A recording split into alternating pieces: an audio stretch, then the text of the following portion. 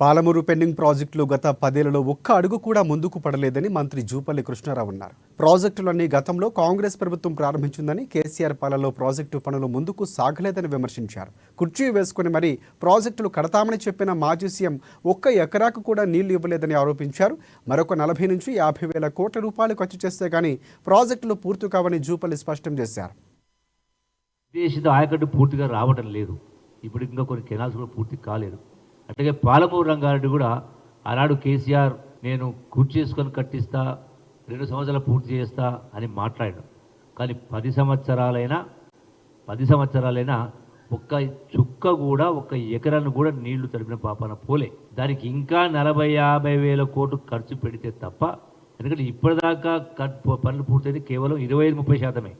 కాబట్టి ఆ Palamuru project, irrigation ప్రాజెక్ట్స్తో పాటుగా జిల్లాలో ఉపాధి అవకాశాలు, ఉద్యోగ అవకాశాలు, అట్లాగే చదువుకు సంబంధించి కూడా 100% లిటరసీ, అంటే 100% ప్రజానీకానికి విద్య నేర్పించడంతో పాటుగా క్వాలిటీ ఎడ్యుకేషన్ రావడం కోసం, అంటే వ్యవసాయము, ఇరిగేషను, విద్య, ఉపాధి, ఉద్యోగ అవకాశాలకు ఉపయోగపడే విధంగా సంవత్సరానికి 20 వేల కోట్ల రూపాయలు ఖర్చు పెట్టాలనే ఆలోచనతో, తపనతోటి యావత్